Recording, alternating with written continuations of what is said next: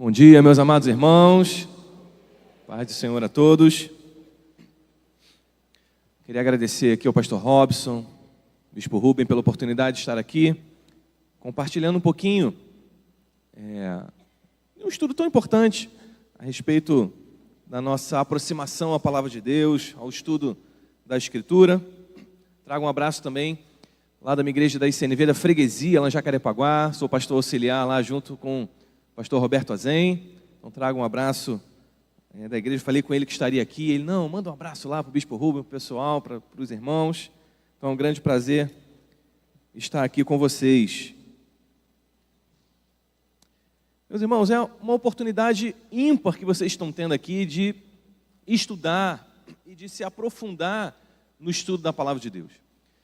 Porque se nós nos identificamos como cristãos, tudo que a gente crê, tudo que a gente faz é baseado nesse livro. Então, se nós tomamos a decisão, de seguir a Cristo, de caminhar no Evangelho, inevitavelmente a gente vai ter que passar por esse livro todos os dias. Então, não sei se é uma boa ou uma má notícia para você. Se você é de fato um cristão de verdade, você se comprometeu a estudar esse livro até o último dia da sua vida. Então, que você possa fazer isso com afinco, que nós nunca paramos de estudar, nós nunca chegamos a um patamar, não, é suficiente. Não, aprendi tudo que eu precisava da Bíblia.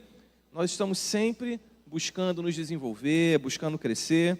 E essa aqui é uma grande oportunidade de você continuar fazendo isso. Deixa eu ver se já está projetado ali. Se puder projetar aí para mim, por favor. O nosso tema hoje, então, é como estudar a Bíblia. Isso, obrigado. Então, quando a gente se depara com esse tema, a gente precisa entender primeiro o que a Bíblia está fazendo para a gente. Qual é a mensagem que a Bíblia está trazendo para nós. E a gente precisa entender que, quando a gente estuda a Bíblia, nós estamos construindo uma ponte. Não sei quantos aqui trabalham com engenharia, Tem algum tipo de aproximação a essa área. Mas nós estamos construindo uma ponte entre o mundo bíblico e o mundo atual. Porque por mais que a gente vai falar sobre isso, a Bíblia ela tem uma mensagem viva, uma mensagem atual para nós hoje. Ela foi escrita em um contexto diferente do nosso. Ela foi escrita em um mundo muito diferente do mundo que a gente vive hoje. Então, quando a gente estuda a Bíblia, a gente está construindo uma ponte entre o mundo bíblico daquela época e o mundo de hoje. Mas há alguns problemas quando a gente faz isso, porque por vezes a gente constrói uma ponte para o nada. Porque uma ponte, essencialmente, ela liga dois lugares. Mas às vezes a gente estuda a Bíblia e a gente faz uma ponte que começa em algum lugar, mas não termina em lugar nenhum. Porque por vezes o nosso estudo está muito fundamentado no contexto da época, naquilo que o texto significou para aquele povo, para aqueles primeiros destinatários. Só que esse estudo não tem nenhuma aplicação para os nossos dias de hoje. Então ele começa muito bem, a construção dessa ponte começa muito bem de um lado, mas ela não se conecta com o outro, porque ela não alcança os nossos dias. Então esse tipo de estudo se torna apenas um acréscimo de informações históricas. Você vai conhecer mais da cultura da época, mas não vai ter nenhum tipo de impacto na sua vida hoje. Agora, outros tipos de estudo são o contrário, eles não partem de lugar algum. Eles até chegam à aplicação aos dias de hoje, mas eles não estão fundamentados em nada relativo ao ambiente original. E aí muitas pessoas se aproximam da Bíblia e começam a tirar lições da Bíblia a partir de textos que não falam aquilo que a pessoa está querendo dizer. E a gente vai abordar muito isso, vamos dar alguns exemplos a respeito disso também. Então, esse segundo tipo de estudo incompleto da Bíblia, ele é muito bem aplicado aos dias de hoje, ele traz lições para nós, mas essas lições não estão fundamentadas num contexto bíblico. Por vezes são bons conselhos, por vezes são bons direcionamentos, mas que não têm uma relação direta com o texto bíblico. E aí a gente precisa entender, antes de se aproximar do texto das Escrituras que nós temos diferenças. Algumas diferenças que são muito importantes que a gente precisa identificar. E são 3 principais diferenças. Nós temos uma diferença cultural. Porque a cultura em que a Bíblia foi escrita é uma cultura muito diferente da nossa. Uma cultura lá do Oriente Médio, da região lá da Palestina, de Israel, de muitos séculos atrás. Então, basicamente, tudo daquela cultura é diferente da gente. A vestimenta, a forma de falar, o uso das palavras, as convenções sociais, o que eles entendiam sobre família, casamento, o que eles entendiam sobre viver em sociedade. Então, há muitas diferenças culturais entre aquela época, o Israel daquela época do Antigo Testamento, ou mesmo o Israel dos tempos de Jesus e do Novo Testamento, e os nossos dias. Há um grande abismo cultural entre o Rio de Janeiro do século XXI e o tempo em que os escritores bíblicos viviam. E por isso, a gente precisa construir essa ponte entre aquela época e agora. Há também uma diferença temporal.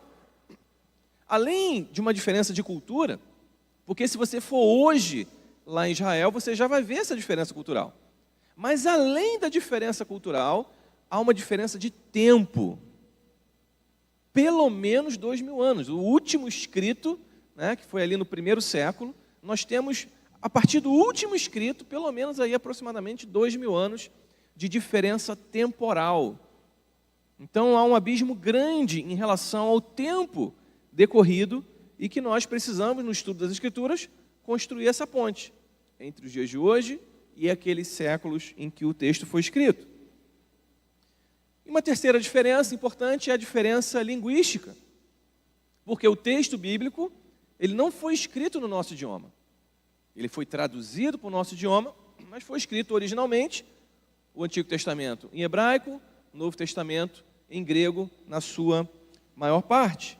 Então nós vemos que são idiomas diferentes, e quando a gente vai se aprofundando no texto bíblico, a gente vai ver que uma palavra foi traduzida, pastor Robson sabe muito bem disso, né? Mas aí o hebraico, ele tem diversas outras significações. Então quando o autor utiliza aquela palavra no hebraico, aquela palavra tem uma amplitude, é muito mais amplo, e às vezes a nossa língua não tem capacidade de descrever isso, e a gente precisa tomar uma decisão, traduzir de alguma forma.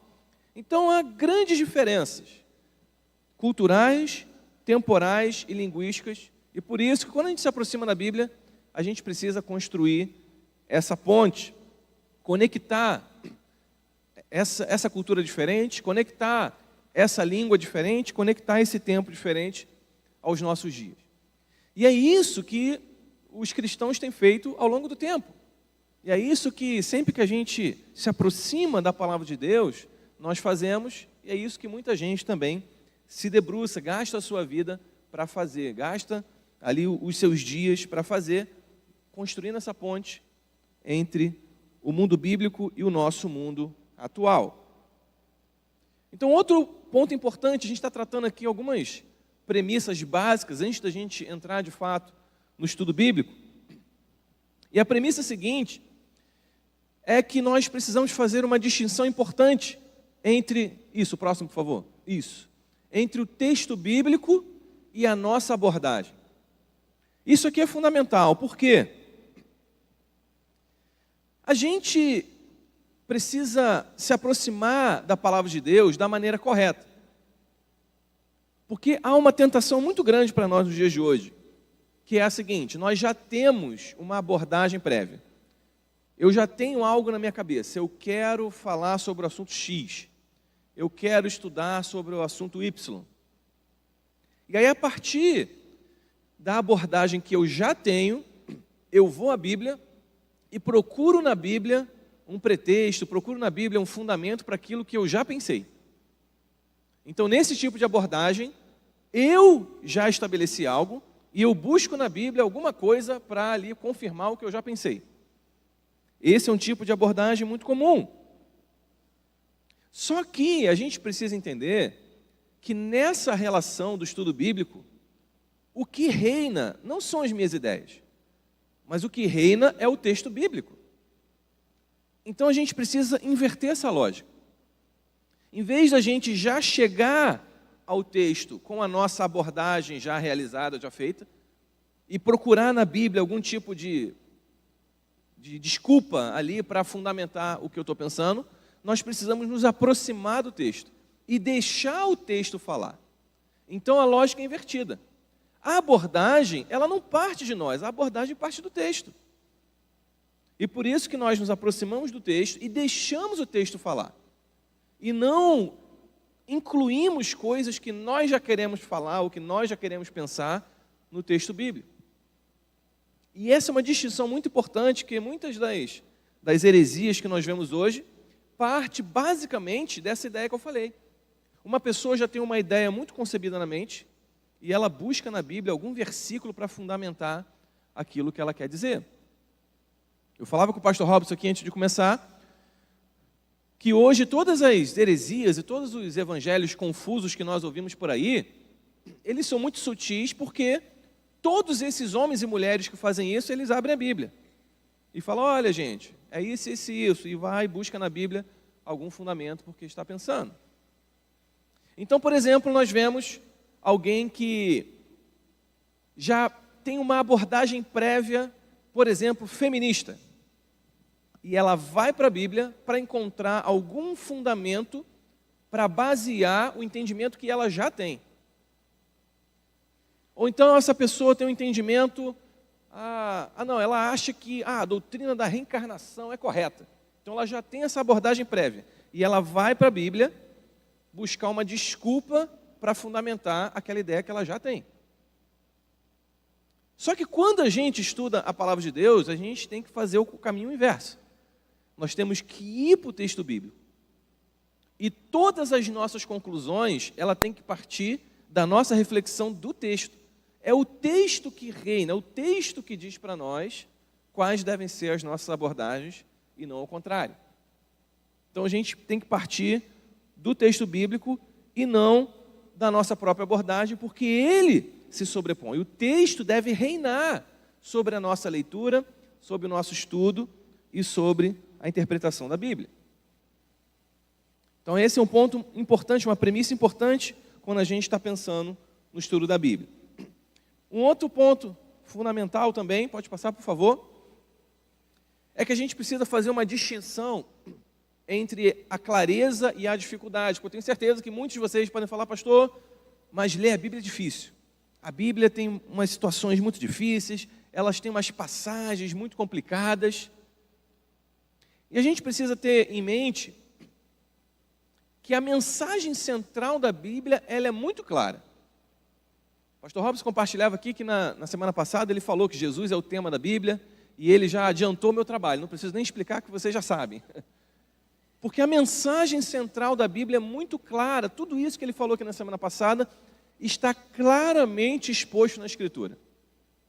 Então a gente não tem nenhuma dúvida em identificar que a Bíblia é um livro de salvação. É um livro que fala do plano de Cristo para resgatar um povo. Só que isso não exclui o fato de que há algumas dificuldades pontuais no texto. E essas dificuldades, elas estão relacionadas com o que a gente falou agora há pouco, com a diferença cultural, com a diferença temporal, com a diferença linguística. Então, algumas diferenças pontuais que nós encontramos no texto se relacionam com essas diferenças e que a gente precisa construir essa ponte. Só que todas essas diferenças, elas estão na periferia ali da mensagem central, porque a mensagem central é muito clara. Quando você vê, por exemplo, um evangelho fala que foram 2 cegos, outro fala que foi um cego, a mensagem principal daquele texto é que Jesus curou aquela pessoa que estava precisando, aquela pessoa encontrou salvação, encontrou o evangelho. Isso é muito claro em ambos os textos. Agora, existem dificuldades na parte secundária do texto. Então, todas as vezes que você encontrar alguma dificuldade no texto bíblico, essa dificuldade sempre vai estar na parte secundária, porque a parte central, a mensagem central do texto sempre vai ser muito clara para nós. Então, a gente precisa ter essa distinção muito clara na nossa mente, que o texto bíblico, a mensagem central da Bíblia, ela sempre está muito clara para nós, apesar das dificuldades pontuais que a gente encontra. Você pode perguntar, por exemplo, pastor, por que tem 9 capítulos de genealogia lá em Crônicas, né? Algumas pessoas sempre me perguntam isso. Qual a necessidade disso, né? De eu ficar lendo, né? Tem gente que até pergunta, pastor, é pecado pular? Eu falei, não, meu irmão, lê, né? Bom para você. Então, nós vemos que existem certas partes que a gente não compreende, mas quando a gente vai construir a ponte entre o mundo de lá e agora, a gente vai começando a captar. Alguém sabe por que tem esse monte de capítulo de genealogia que nunca acaba em Crônicas? Alguém sabe? A gente tem que começar com a ocasião da escrita de Crônicas. Você já deve ter reparado que o conteúdo de Crônicas é muito parecido com Samuel e Reis, né? E aí você pergunta, meu Deus, mas está repetindo, né? Por que está falando isso de novo? Pô, poderia ter colocado um outro livro aqui da Bíblia para ter outras informações, né? Mas a gente tem informações, às vezes, repetitivas em Samuel, Reis, depois em Crônicas. E nós precisamos perceber que a grande diferença é que Samuel e Reis foram escritos antes do exílio. E o livro das Crônicas foi escrito depois do exílio. A partir de um povo que está voltando lá do exílio babilônico e que muito provavelmente estava sem acesso ao livro de Samuel e Reis. Então, o que o cronista faz? Eu preciso recontar a história para esse povo. E ele começa lá a recontar a história para um povo que ficou 70 anos no exílio e perdeu a sua identidade. Um povo que não conhecia mais a sua história. 70 anos são quase 2 gerações. E eles voltam para a sua terra, mas eles não têm identidade, eles não conhecem a sua história, e o cronista começa a contar a história. E aí a gente começa a entender por que ele gasta tanto tempo escrevendo genealogia. Para dizer para aquele povo, olha, o tempo lá no exílio foi difícil, mas preste atenção nisso aqui.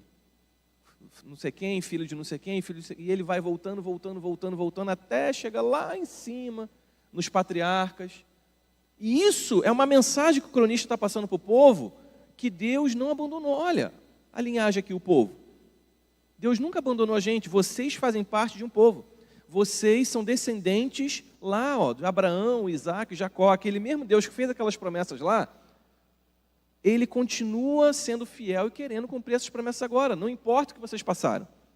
Então o cronista está querendo conectar eles àquelas promessas lá de trás. O cronista está querendo ligar de novo o povo à sua história. E por isso, esses capítulos de tanta genealogia, que não faz tanto sentido para a gente hoje, fez muito sentido para o povo daquela época. Eles se sentiram parte. Quando eles achavam que, não, Deus me abandonou, não, Deus deixou a gente no deserto, no exílio e foi embora. Agora eles voltam e quando eles olham para aquela genealogia, falam, olha meu nome aqui. Ah, eu sou filho de Abraão, eu faço parte dessa promessa que Deus fez.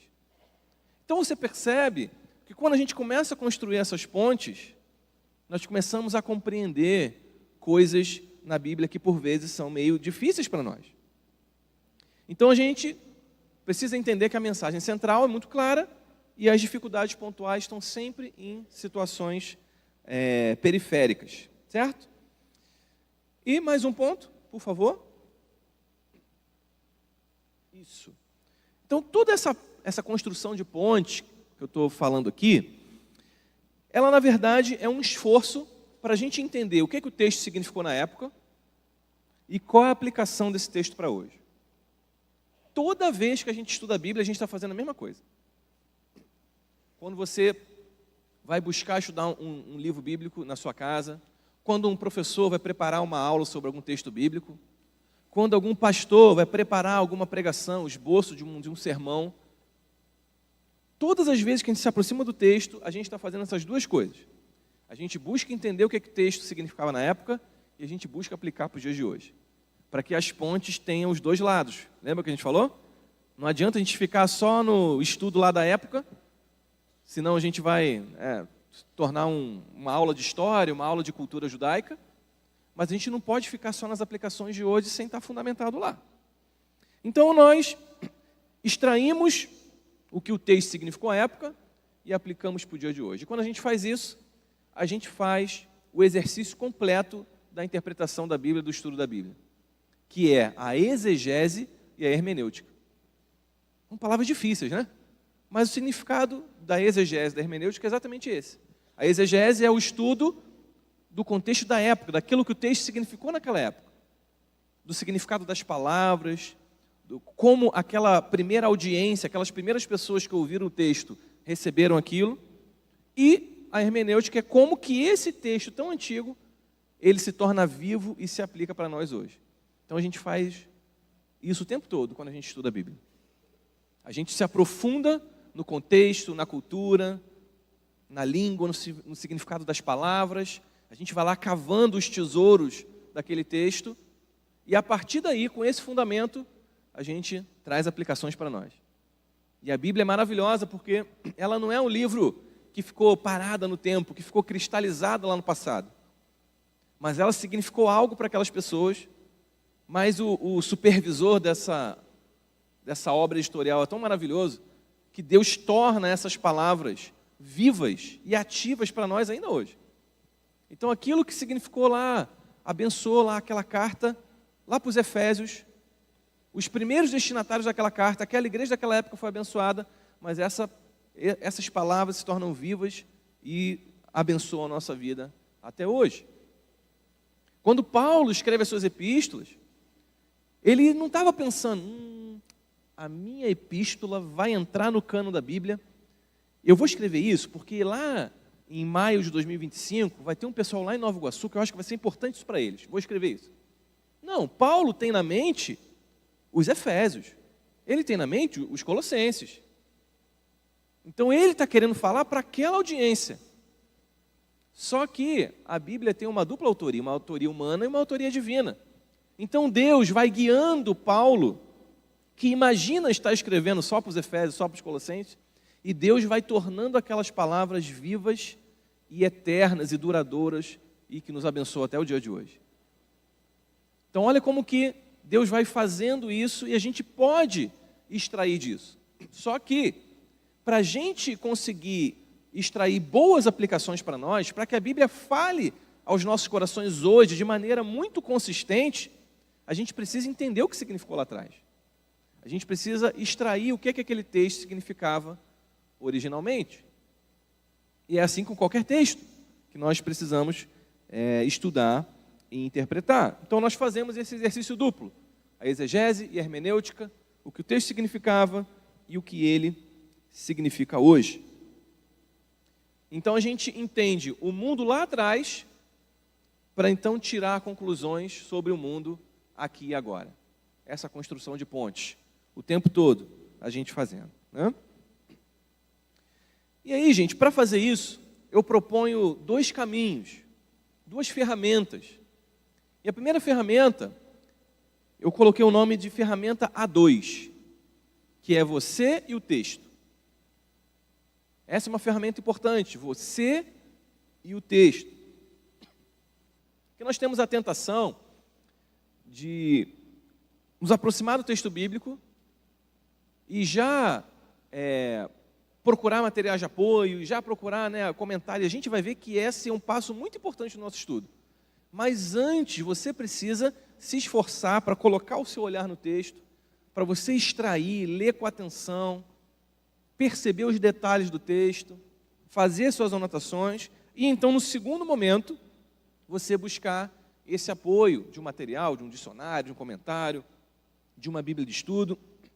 Porque a gente vive numa época muito frutífera, de bons materiais teológicos, e por vezes, se a gente vai direto para esses materiais, a gente acaba exercendo uma preguiça mental da gente, acaba tirando as nossas conclusões. Então você faz a sua leitura, primeiro essa ferramenta A2, você e o texto.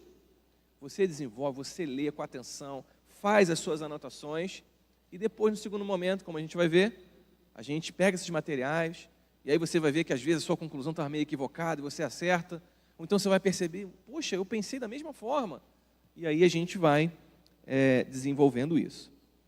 Mas quando a gente pensa nessa ferramenta A2, a primeira coisa que a gente tem que olhar no texto, quando a gente decide um texto, que a gente, eu quero estudar esse texto da Bíblia, é perceber o contexto. Porque nenhuma palavra, nenhum versículo da Bíblia, ele está fora de um contexto. E isso é muito fácil de explicar hoje, na época da rede social, né? Porque é muito fácil você extrair algo do contexto e você fazer alguém dizer o que ela não quis dizer. Na época hoje da internet, que tem os cortes, né? Aí você está aqui pregando 50 minutos. Vou dar um exemplo. Aí vamos dizer que eu estou pregando, que a vontade de Deus é que a família seja feita por homem e mulher. E aí eu falo, irmãos, mas tem gente aí no mundo que diz, não, o legal é ter 2 mulheres. Eu estou dizendo que a Bíblia diz que o casamento é entre homem e mulher, e que no mundo as pessoas dizem, não, o legal é ter 2 mulheres. Aí imagina que alguém vai e corta o pastor Gabriel falando, não, o legal é ter 2 mulheres, joga na internet. E aí o pessoal pensa o quê? Esse pastor Gabriel é um herege, olha o que ele está pregando. Mas por quê? Porque aquele trechinho foi extraído de um contexto maior. E se você simplesmente olhar o contexto todo da pregação, você vai ver que eu estava pregando exatamente o oposto que estava naquele corte do vídeo. E por vezes a gente faz isso com o texto bíblico o tempo todo. A gente pega um corte do texto bíblico e fala assim, olha esse versículo. A gente vai falar sobre um deles daqui a pouco. Tudo posso naquele que me fortalece. A gente pega o corte do texto e você já viu com certeza o que as pessoas já fizeram com esse versículo, o que elas já torceram para que esse versículo significasse, e a gente vai ver o que o contexto dele realmente diz. Lembra que a gente falou da nossa abordagem e do texto bíblico? A gente já tem uma abordagem. Olha, eu quero fazer o que eu quiser, e eu vou lá, e eu recorto tudo posso naquele que me fortalece, e falo assim, não, estou aqui amparado pela Bíblia, tudo posso naquele que me fortalece. Uma colega de trabalho do meu irmão falou certa vez para ele, né? Aí, ela estava lá falando das coisas que ela fazia, de que ela saía, que ela bebia muito, e que ela tinha, né, vários companheiros, tal. Aí, passou um outro dia, ela falou assim, falou para o meu irmão, você é da igreja? E meu irmão, é. Aí ela, eu também sou. Aí meu irmão, ué, é? Eu sou, mas o meu lema é, tudo posso naquele que me fortalece. Deus deixou eu fazer qualquer coisa. Aí, meu irmão, então, eu acho que não é muito bem isso, né?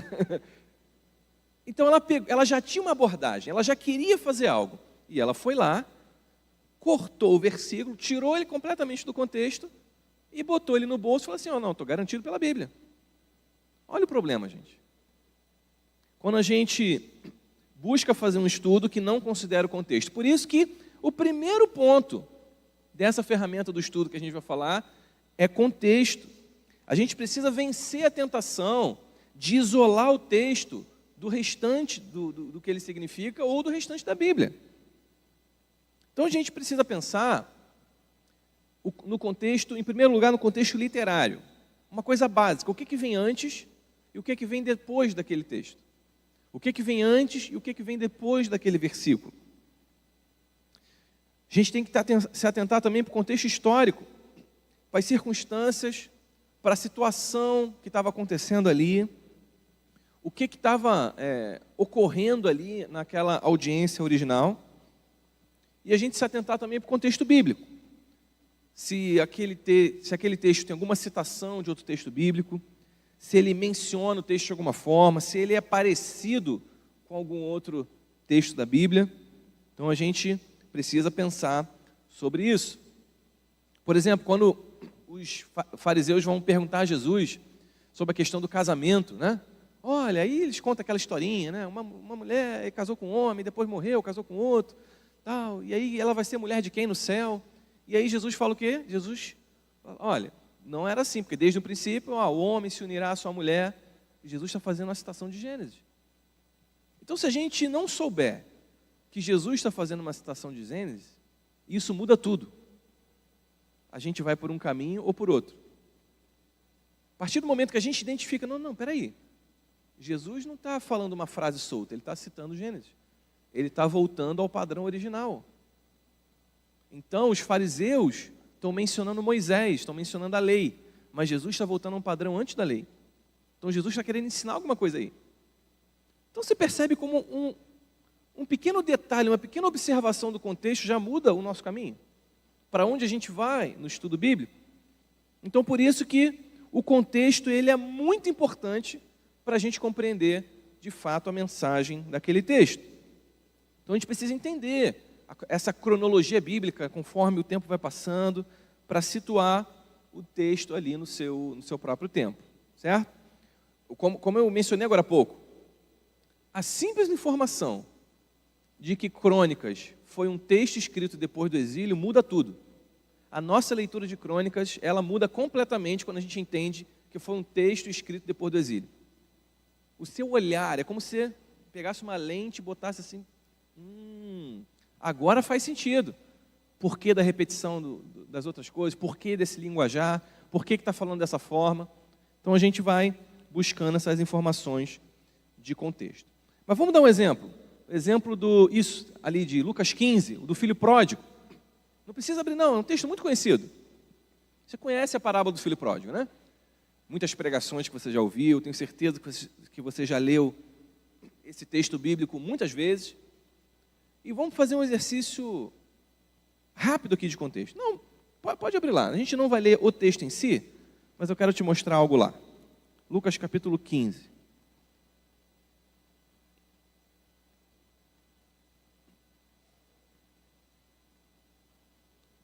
Lucas 15, a parábola do filho pródigo é do 11 ao 32.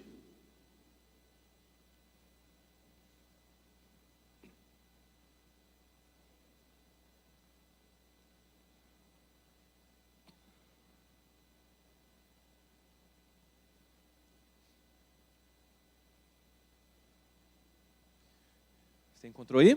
Lucas 15, de 11 a 32 é o filho pródigo. Nós conhecemos já esse texto. Vamos fazer um exercício aqui de contexto literário.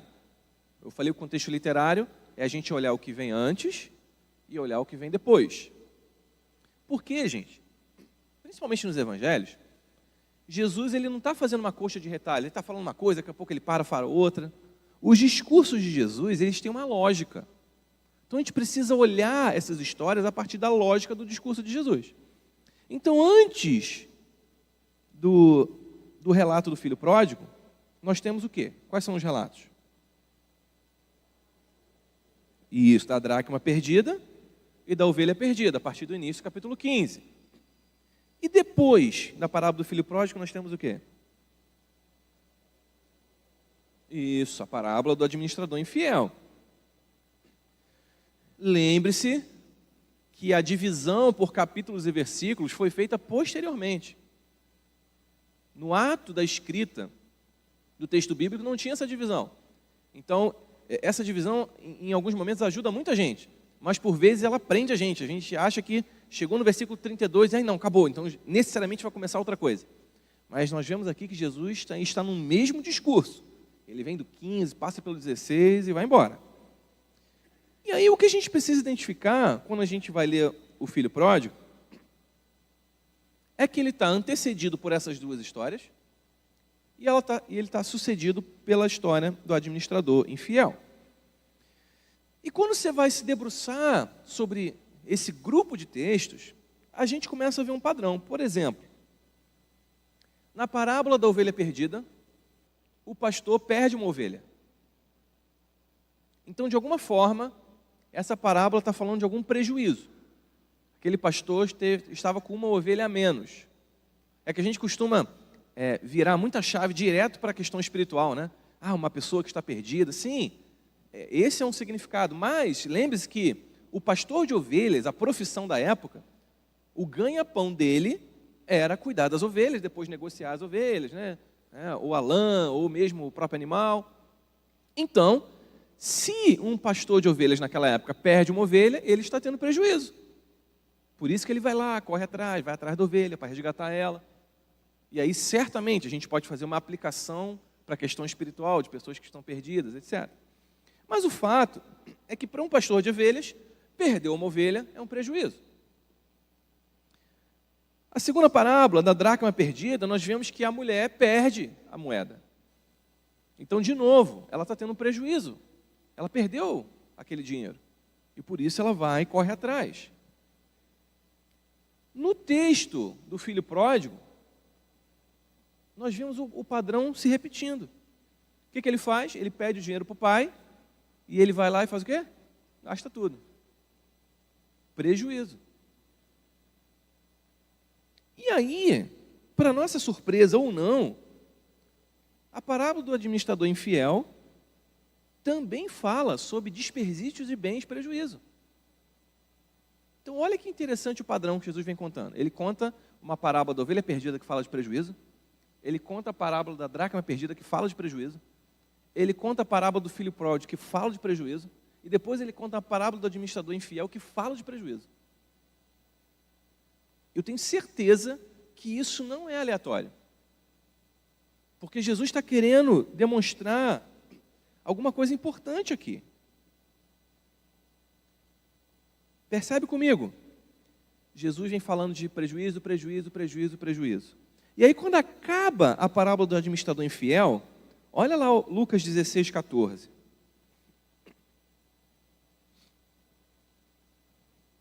Você achou aí Lucas 16, 14?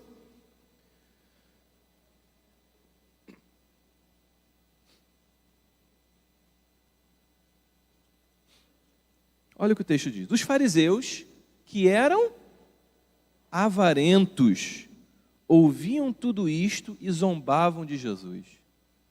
Ou seja, a mensagem foi certeira. Jesus está falando da responsabilidade em relação aos bens. Jesus está falando de como é importante que aquelas pessoas invistam os seus recursos em algo que seja agradável aos olhos de Deus, no reino de Deus.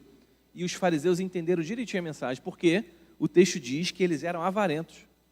E eles ouviram tudo isso que Jesus falou e zombavam de Jesus. Versículo 15, mas Jesus lhes disse, vocês são os que se justificam diante dos homens, mas Deus conhece o coração de vocês, pois aquilo que é elevado entre homens é abominação diante de Deus. A lei e os profetas duraram até João. Desde esse tempo, o evangelho do reino de Deus vem sendo anunciado, e todos se esforçam para entrar nele. E é mais fácil passar o céu e a terra do que cair um tio sequer da lei. E olha que interessante, que aí no versículo 18 ele fala sobre divórcio, e no versículo 19 ele conta a história do rico e Lázaro. E qual é a história do rico e Lázaro? Um homem que tinha muito dinheiro, o Lázaro lá, um mendigo, ficava na porta, e aquele homem passava, não ajudava, e os dois morreram, e Lázaro foi para o seio de Abraão, e o rico foi para o Hades. E aí ele fica pedindo para Lázaro, Lázaro, por favor.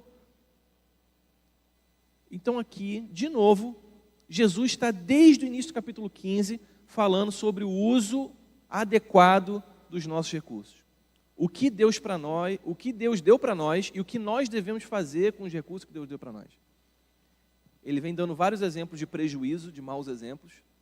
Aqui, mais uma vez, um homem era muito rico, mas em vez dele usar esses recursos para contribuir na vida de alguém que precisava, ele foi avarento, assim como os fariseus eram avarentos.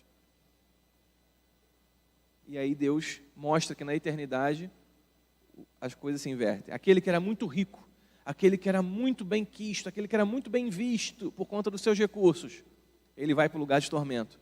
E aquele que era muito necessitado vai para a presença de Deus. Então você percebe aqui que Jesus está desde o início querendo mandar uma mensagem para os fariseus. Olha, vocês estão se gabando aí, que vocês têm recursos, que vocês são ofertantes, né?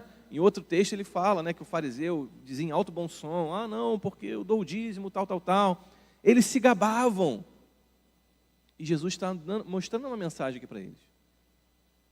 Vocês estão se gabando tanto aí, que vocês, na verdade, são prejuízo. Vocês são ovelha perdida, vocês são a dracma que se perdeu. Vocês estão se achando tão grandes aí, vocês são um filho perdido, filho pródigo. Então, você percebe que quando a gente olha o contexto mais amplo, a gente passa a olhar a parábola do filho pródigo de uma maneira mais ampla. Meus irmãos, é lógico que uma aplicação muito correta dessa parábola é a gente aplicar para pessoas que estão desviadas, para pessoas que estão longe do caminho do Senhor. Isso é claro. Só que, você percebe que eu estou fazendo, o exercício que eu estou fazendo, é fazer a gente ir além dessa questão que a gente pensa naturalmente. A gente pensa no filho pródigo, a gente pensa naturalmente, é uma palavra para pessoas que estão desviadas. Mas eu estou querendo aqui abrir o leque e mostrar para vocês que Jesus está usando a palavra do filho pródigo para abordar o tema do uso correto dos nossos recursos. Olha que interessante. Olha como a aplicação do texto vai se tornando maior para nós. Olha como vai abrindo o leque para nós a partir de uma ferramenta, que é o contexto. Quando a gente olha antes e quando a gente olha depois. Você consegue perceber isso? Como que o contexto ajuda a gente a nos direcionar para um lado ou a nos direcionar para o outro? Então a gente vai estudando a Bíblia. Então toda vez que você for estudar um texto ou for estudar um versículo, olha o que veio antes. Olha o que vem depois daquilo. E a gente vai trabalhando, isso vai ajudar a moldar o nosso caminho no estudo daquele texto. Certo, gente? Contexto? Beleza? Vamos seguir? Uma segunda ferramenta importante dessas ferramentas A2, né, que eu falei, é a estrutura. Não, volta ali, a ferramenta da estrutura. Isso. Como o texto e as ideias do texto estão organizados ali na Bíblia. Quando a gente fala de estrutura, a gente precisa analisar os estilos literários. A gente vai se aprofundar nisso na semana que vem, mas eu quero passar aqui para mostrar essa ferramenta para vocês da estrutura. Nós temos alguns estilos literários na Bíblia e entender e saber esses estilos é fundamental para o nosso estudo e interpretação da Bíblia. Nós temos narração, nós temos poesia, nós temos profecia, o evangelho, epístolas, apocalíptica. Então nós temos diversos estilos literários nas escrituras e a gente precisa pensar na estrutura deles. Porque quando você está lendo uma narrativa, é diferente de você estar lendo uma poesia, um livro de sabedoria, que é diferente de você estar lendo o Apocalipse, que é diferente de você estar lendo a epístola. Então a gente precisa trabalhar nessa estrutura para a gente identificar o que esse texto está dizendo. Aonde esse texto pode levar. Porque senão a gente confunde as coisas. Porque senão a gente lê um texto poético e a gente quer entender ele literalmente. A gente lê um texto narrativo, a gente quer entender ele poeticamente, aí confunde tudo. Então, a gente precisa identificar o que aquele texto significa, qual é o tipo, o estilo literário dele, para que a gente possa identificar essa estrutura e conseguir estudar melhor. Né? E a gente vai trabalhar um pouquinho melhor isso, de uma forma mais aprofundada, na semana que vem. Mas, em primeiro lugar, a estratégia para isso é identificar o estilo. Outra estratégia é procurar por repetições. Isso é muito importante quando a gente lê um texto bíblico. A gente procurar ali por palavras que se repetem. Por exemplo, eu preguei recentemente sobre Atos capítulo 6, e eu fui ler o texto, e eu vi que entre 7 e 8 vezes, em um texto curto, que é Atos 6, não é um capítulo longo, o texto diz de 7 a 8 vezes que Estevão era cheio do Espírito Santo. É uma repetição. E, de novo, nada na Bíblia é aleatório. O escritor não disse isso porque ele era repetitivo, ou porque ele não sabia escrever. Mas aquilo tem um significado. Estevão é chamado de um homem cheio do Espírito Santo, muitas vezes em um curto espaço de texto. Então a gente já começa a identificar que existe uma ênfase ali. O autor está querendo dizer, dentre outras coisas, que Estevão era um homem cheio do Espírito Santo. Então a gente procurar por essas repetições. Não, esse verbo está se repetindo muito. Não, essa expressão está se repetindo muito. Um padrão que se repete. Além disso, procurar por transições. Quando tem aquelas palavrinhas, portanto, então, depois disso, Jesus então foi para não sei aonde. Essas transições, né? Esses momentos em que parece que Jesus está falando alguma coisa, parece que ele encerra e aí faz outra coisa. E todas essas estratégias, elas servem para a gente mapear os personagens, mapear ali os locais, os cenários envolvidos. Então, quando a gente está estudando a Bíblia, a gente não tem que ter a pressa de já querer extrair as lições, mas antes pensar. Não, vamos ler aqui o filho pródigo. Vamos ver aqui os personagens, um por um, o que eles estão fazendo, para onde o filho pródigo foi, e a gente ir mapeando isso para a gente entender a história. Os bons professores de literatura fazem isso com as histórias que a gente lê, as histórias aí da literatura brasileira. Identifica os personagens, identifica as falas principais. E aí você está percebendo que esse é um exercício que leva tempo. E isso é importante que a gente saiba, que a gente tenha na nossa mente. A gente não precisa ter pressa para estudar a Bíblia. A gente não precisa ter uma correria desenfreada para estudar o texto. Eu acho muito importante que você faça uma leitura inteira da Bíblia, você adote um plano de leitura bíblica. Eu acho que todo cristão deveria ler a Bíblia toda pelo menos uma vez, né, se não mais. Mas se você já completou esse objetivo, não, pastor, já li a Bíblia já inteira umas 2, 3 vezes, ótimo, agora começa uma iniciativa de estudar. E aí vai devagar. Não precisa correr, você tem tempo. Né? Estou vendo aqui gente muito jovem aqui, né? Se você tem 20 anos, 25 anos, olha quanto tempo você tem ainda para estudar a Bíblia. Você vai ser crente ainda até os 80. Então está tranquilo. E o pessoal que é mais velho também, o pessoal que já tem 80, vai dar para ler a Bíblia até 120. Vai estar tranquilo, gente. Então a gente não precisa ter pressa. É a gente se debruçar sobre o texto. É a gente ter aquele deleite, né, de estudar, de cavar ali os tesouros do texto. Ah, pastor, mas eu estou já há 1 mês só no capítulo 1 de Gênesis. Amém, meu irmão, demora mais 2 meses, não tem problema. O importante é a gente estar ali cavando, buscando os tesouros do texto. E aí eu quero dar um exemplo nessa questão da estrutura, que é Êxodo capítulo 33. Isso, o exemplo está ali já. Êxodo capítulo 33. Você pode abrir lá comigo, por favor?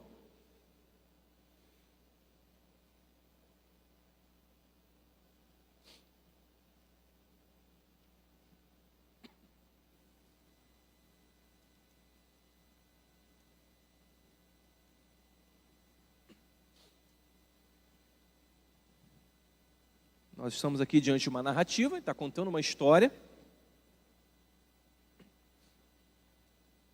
um diálogo de Moisés com Deus.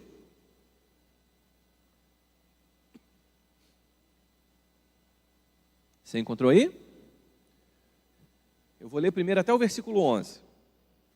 O Senhor disse a Moisés: suba deste lugar, você e o povo que você tirou da terra do Egito, e vá para a terra a respeito da qual jurei a Abraão, a Isaque e a Jacó, dizendo: eu a darei à sua descendência. Enviarei o anjo adiante de você, e expulsarei os cananeus, os amorreus, os heteus, os ferezeus, os heveus e os jebuseus. Vão para uma terra que mana leite e mel. Eu não irei no meio de vocês, porque vocês são um povo teimoso, para que eu não os destrua no caminho. Quando o povo ouviu essas más notícias, pôs-se a prantear, e nenhum deles usou as suas joias. Porque o Senhor tinha dito a Moisés: diga aos filhos de Israel, vocês são um povo teimoso. Se eu fosse com vocês, ainda que por um momento eu os destruiria. Portanto, tirem as suas joias, para que eu saiba o que hei de fazer com vocês. Então os filhos de Israel tiraram de si as suas joias desde o monte Horebe em diante. Ora, Moisés costumava pegar a tenda e armá-la para si, fora, bem longe do arraial. Ele a chamava de tenda do encontro. Todo aquele que buscava o Senhor saía à tenda do encontro, que estava fora do arraial. Quando Moisés saía para a tenda, fora, todo o povo se erguia, cada um em pé à porta da sua tenda, e seguiam-no com os olhos até ele entrar na tenda. Quando Moisés entrava na tenda, descia a coluna de nuvem e punha-se à porta da tenda. E o Senhor falava com Moisés. Todo o povo via a coluna de nuvem que se detinha à porta da tenda. Todo o povo se levantava, e cada um, à porta da sua tenda, adorava o Senhor. O Senhor falava com Moisés face a face, como quem fala com seu amigo. Depois Moisés voltava para o arraial. Porém o moço Josué, seu auxiliar, filho de Num, não se afastava da tenda. Só até aí por enquanto. A gente precisa identificar aqui, e quando eu estava estudando esse texto, eu identifiquei que Êxodo 33, ele é marcado por verbos de movimento. Ele fala muitas vezes verbo ir, ele foi, ele entrou, ele saiu, ele passou, ele andou. Então fala muito de ir, de entrar em algum lugar, de sair de algum lugar, de andar para algum lugar. E aí eu comecei isso me acendeu uma luz, falei, não, peraí, tem alguma coisa aí. Então, eu fui tentar nesse texto olhar a todo momento, quem está andando? Quem está parado? Quem está caminhando? Quem está indo para algum lugar? Quem não está? Está indo para onde? E aí, nessa primeira parte do texto, versículos de 1 a 11, nós temos um primeiro padrão aqui. Moisés está andando e Deus está parado. Deus fala assim, Moisés, vai, leva o povo. Eu vou dar vitória para vocês, vou mandar o anjo na frente para vocês, mas eu não vou. Eu vou ficar onde eu estou, porque se eu for, eu vou destruir vocês, porque vocês são teimosos. Mas vai lá, eu prometi, a terra está lá, eu vou dar para vocês. Então nós vemos que Deus manda Moisés andar, mas ele está parado. Falou, eu não vou. E aí a partir do versículo 7 nós vemos que Moisés entra, ele anda até a tenda do encontro, ele sai da tenda do encontro. Então nesse primeiro texto, Moisés está em movimento e Deus parado. Moisés, vai, eu não vou. E o interessante é que o segundo trecho do capítulo, esse padrão muda. Versículo 12. Moisés disse ao Senhor, eis que me dizes para conduzir esse povo, mas não me disseste quem enviarás comigo. Disseste, eu conheço você pelo nome e você alcançou favor diante de mim. Agora, se alcancei favor diante de ti, peço que me faças saber nesse momento o teu caminho, para que eu te conheça e obtenha favor diante de ti. E lembra-te que esta nação é teu povo. Deus respondeu, a minha presença irá com você e eu lhe darei descanso. Então Moisés disse, se a tua presença não for comigo, não nos faças sair desse lugar. Pois como se poderá saber que alcançamos favor diante de ti, eu e o teu povo? Será que não é o fato de andares conosco, de maneira que somos separados, eu e o teu povo, de todos os povos da terra? O Senhor disse a Moisés, farei também isso que você falou, porque você alcançou o favor diante de mim. Eu o conheço pelo nome. Então nós vemos no primeiro trecho, Moisés em movimento e Deus em repouso. Deus falou, eu não vou. E aí o que nós vemos aqui no segundo momento? Uma mudança. Moisés percebeu esse movimento e falou, não, peraí. Eu em movimento para a terra e Deus parado? Não. E ele vai lá falar com Deus. E ele, em outras palavras, vai falar com Deus, Senhor, esse padrão eu não quero. Não adianta a promessa, não adianta a terra que manda leite e mel, se eu estiver lá e o Senhor estiver aqui. Então Moisés está argumentando com Deus que para ele não serve o Moisés em movimento e o Deus parado. Então nós vemos os dois parados. Moisés fala assim, opa, não, Deus. Se o Senhor não for, se o Senhor não entrar em movimento conosco e nos acompanhar nessa jornada, eu também não vou. Então se o Senhor não vai ninguém, a gente vai ficar aqui. Olha que ousadia de Moisés, né? Olha como que ele tinha tanta intimidade com Deus para dizer isso. Então ele falou, não gostei dessa ideia, não. Se o Senhor não vai, nós também não vamos a lugar nenhum. Porque se a tua presença não for comigo, não nos faça sair desse lugar. Então Moisés fala assim, não, peraí. Se o Senhor está aí, se o Senhor está parado, eu vou ficar parado também. E aí o terceiro trecho do capítulo, a partir do versículo 18, nós temos mais uma mudança no padrão. Então Moisés disse, peço que me mostres a tua glória. O Senhor respondeu, farei passar toda a minha bondade diante de você, e lhe proclamarei o nome do Senhor. Terei misericórdia de quem eu tiver misericórdia, e me compadecerei de quem eu me compadecer.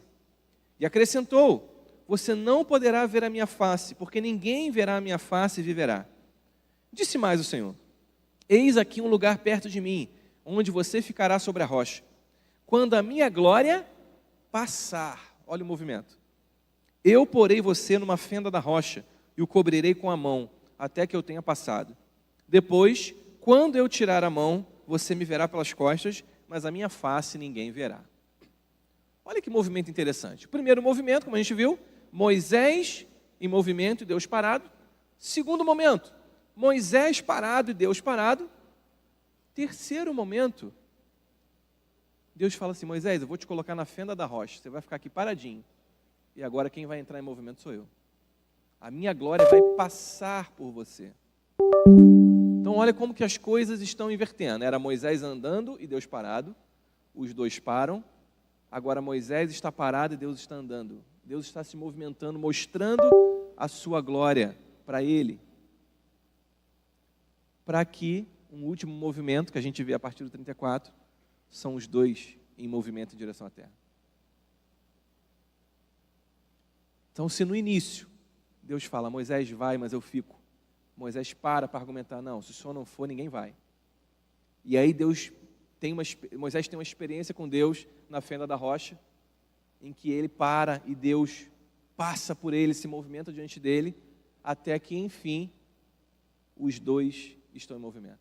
Moisés continua a sua jornada em direção à terra, mas agora Deus está com ele. Moisés não deixou que isso acontecesse. Então, por que eu estou falando tudo isso? Que essa é uma ênfase que a gente está extraindo a partir da estrutura. Quando a gente está analisando a narrativa e analisando os padrões aqui, das repetições que eu falei, dos verbos de movimento. Entrar, sair, passar, andar, ir. E o que isso quer mostrar para nós? O que essa análise do texto lá naquela época, lembra a ponte? Isso aí é algo que a gente identificou no texto lá da época. Agora, o que isso significa para a gente hoje? Porque a gente já entendeu o que significou para Moisés. Agora, o que significa para a gente hoje? Como a gente vai fazer? Vai ligar essa ponte para os nossos dias atuais. A ênfase aqui do texto, então, é a presença de Deus. É o fato de Deus ir ou não com o povo. Moisés não queria uma terra prometida em que Deus não estivesse.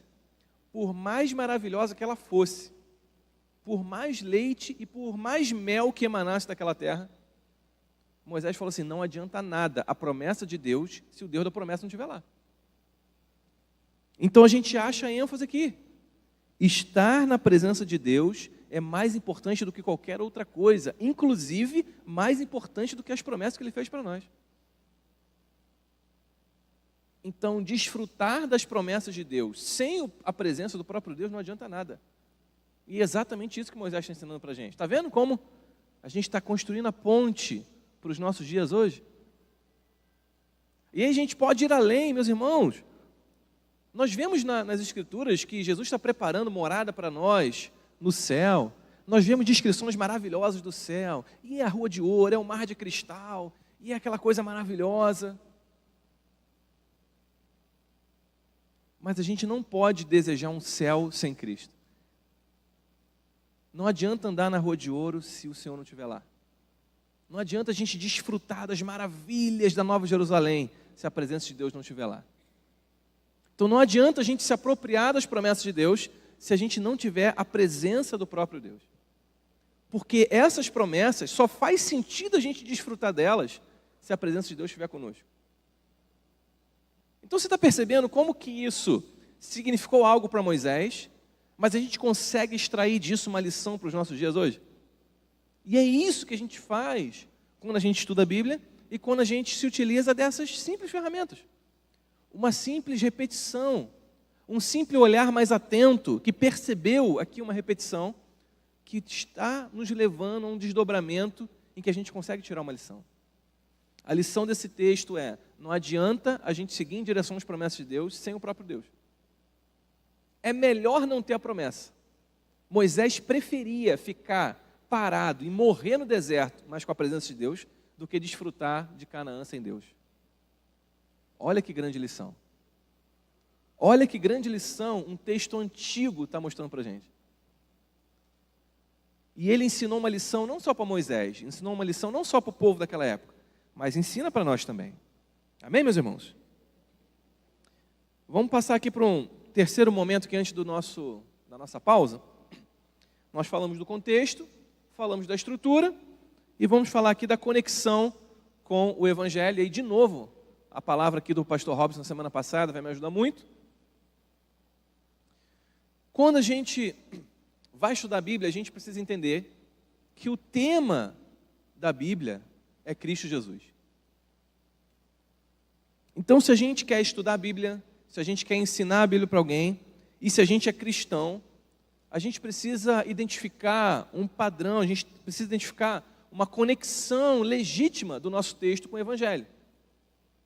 A gente precisa fazer uma conexão com o Evangelho. E aí lá em Lucas 24, 27, Jesus está andando com os discípulos de Emaús, e aí ele explica que aqueles homens não entendem, e aí o texto diz que Jesus, começando pela lei, passando pelos profetas, ele vai explicando tudo o que dizia a respeito sobre o sacrifício dele. Então você percebe que Jesus pegou toda a Escritura e explicou para aqueles homens o que haveria de acontecer com o Messias. E isso mostra para nós que todo o texto bíblico, como a gente falou, há uma clareza na mensagem central da Bíblia. Todo o texto bíblico, de alguma maneira, pode nos apontar para o Evangelho. Pode nos indicar algo importante, uma conexão com a obra de Cristo na cruz. Desde o iniciozinho, bem do iniciozinho.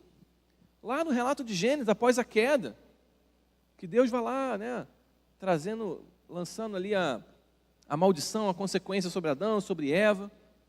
E ele fala lá que o descendente da mulher vai pisar a cabeça da serpente, e já apontando para algo messiânico. Ou quando Deus vai lá e mata os animais e cobre a nudez de Adão e Eva com a pele daqueles animais, já demonstrando a graça de Deus por meio de um derramamento de sangue. Então a gente já vai vendo desde o início da Bíblia um padrão de graça, um padrão de redenção sendo mostrado, e a gente precisa ir treinando os nossos olhos para identificar essa conexão com o Evangelho, para identificar como que esses textos bíblicos eles vão nos dando essas pistas do Evangelho. Porque o que nós temos aqui não são dois livros opostos que foram colocados juntos. Não são duas mensagens diferentes. Alguns dizem muito erradamente que são dois deuses. É um Deus do Antigo Testamento, um Deus irado, um Deus que manda matar, e um Deus do Novo Testamento que é amoroso, que é carinhoso, que é gracioso. Nós temos uma mensagem. Do Antigo ao Novo Testamento tem uma mensagem, é um Deus. É uma mesma ideia que está sendo falada. É o mesmo evangelho que está sendo pregado desde o início. Então, na nossa tarefa de estudo, a gente tem que buscar também fazer essa conexão com o evangelho, buscar encontrar Cristo no texto, buscar entender como que o nosso texto se relaciona com o evangelho. E aí a gente tem muitas maneiras de fazer isso, né? Mas uma que eu acho que é interessante a gente fazer é a tipologia, né? É aquela busca por pessoas, por eventos, ou por objetos que possuem características, ou que possuem funções, que estão ali prefigurando, estão antecipando Jesus. Um grande exemplo disso é a passagem lá sobre Melquisedeque, né? Inclusive o autor aos Hebreus fala em Hebreus capítulo 7, ele faz essa relação. Melquisedeque é um rei que surge do nada e depois ele some também. Da mesma forma que ele aparece, ele some. E aí Abraão dá o dízimo para ele. Então é uma figura meio enigmática ali, e que em Hebreus capítulo 7, nós vemos que essa figura de Melquisedeque acaba sendo uma tipologia, está prefigurando a pessoa de Jesus. Então a gente vai tratando, né, buscando identificar no texto, ajustar a nossa lente para enxergar o Evangelho no texto bíblico, principalmente no Antigo Testamento, né, quando a gente vê diversas diretrizes apontando ali para a obra do Messias, então a gente vai buscando isso. A gente vê, por exemplo, nos Salmos, né? E essa identificação com o Evangelho, ela é muito importante quando o próprio Novo Testamento cita. Por exemplo, Jesus está na cruz e você já ouviu, você com certeza sabe que em algum momento na cruz ele grita lá, né? Lamá, lamá, sabactane, Deus meu, por que me desamparaste? Agora, você pode achar que foi uma frase ali, Jesus está expressando a sua dor. Mas, na verdade, Jesus está citando o Salmo 22, versículo 1. E aquelas pessoas que estavam ali eram judeus e conheciam o Salmo 22. E se você for olhar o Salmo 22, é um salmo que fala do sofrimento do Filho de Deus. Então, Jesus não está só expressando dor, ele também está expressando dor. Mas ele está mandando um recado para aquelas pessoas ali. Salmo 22, dá uma olhada lá. Se vocês lerem lá, vocês vão saber que sou eu. Então você percebe como que a gente vai encontrando essas conexões, né? O Novo Testamento fala, né? O Senhor disse ao meu Senhor. É o Salmo 110 também, que Davi está falando, né? Também em conexão com o Messias. Jesus fala, assim como Jonas passou 3 dias na barriga do grande peixe, o Filho do Homem passará 3 dias debaixo da terra. Então, olha ele fazendo conexões. Faz conexão com o Salmo, faz conexão com a história de Jonas. Então, o próprio Novo Testamento já nos dá esse caminho, já nos dá esse direcionamento. Quando a gente vê nos evangelhos, João Batista é a voz do que clama no deserto, e a gente vê que isso é uma citação de Isaías capítulo 40. Então você percebe como o Antigo e o Novo Testamento estão completamente conectados, e a gente só precisa abrir os nossos olhos e se atentar para essas conexões, se atentar para como esses textos vão nos mostrar o Evangelho, como isso vai se conectar com o Evangelho. E essa conexão é muito importante para que a gente tire boas lições para nós hoje. Para que quando a gente faça essa conexão, essa ponte com os nossos dias atuais, essas aplicações não sejam só conselhos para uma boa vida, mas que sejam algo transformador. Mas que essas aplicações sejam amparadas e fundamentadas no Evangelho e que possam nos levar para uma vida cristã mais fundamentada. Amém, meus irmãos?